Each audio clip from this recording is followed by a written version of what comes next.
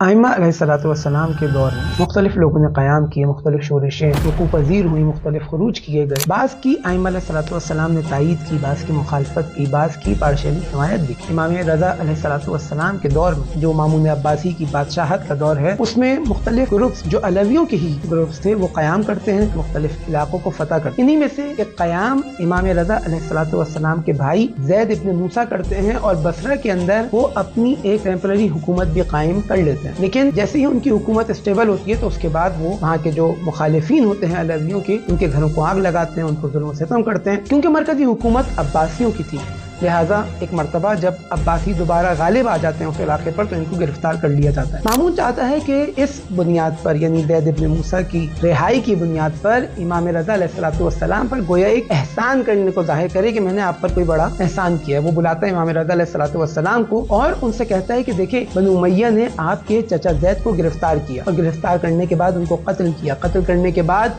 उनके जनाजे को शहर के दरवाजे पर लटका दिया गया और उसको आग लगा दी गई। लेकिन हम आपके भाई को जब हमने गिरफ्तार किया तो अब हम ऐसा कुछ नहीं करेंगे, बल्कि हम उसको आज़ाद कर देंगे। इमाम रज़ा अलैहिस्सलाम यहाँ पर मामून को रोकते हैं और कहते हैं कि ला तक़िफ़ अख़ी ज़ैदन इला ज़ैद इब्न अली, देखो मेरे भाई ज़ैद का मुक़ायसा जनाब ज़ैद इब्न अली यानी इमाम सज्जाद के फर्जंद ज़ैद से न करो। क्यों? क्योंकि वो आलिम आले मोहम्मद अलैहिस्सलाम थे, उन्होंने अल्लाह की खातिर क़िताल किया और उसी राह में शहीद हो गए। और फिर फरमाते हैं कि मैंने अपने वालिद और उन्होंने अपने वालिद यानी इमाम मूसा काज़िम अलैहिस्सलाम ने इमाम जाफ़र सादिक़ अलैहिस्सलाम से सुना है, वो जनाब ज़ैद के बारे में फरमाते हैं कि खुदा रहमत नाजिल करे मेरे चचा ज़ैद पर कि अगर वो कामयाब हो जाते तो जो वादा उन्होंने, जो दावा उन्होंने किया था कि अर्रिज़ा मिन आले मोहम्मद, तो वो उससे वफ़ा करते।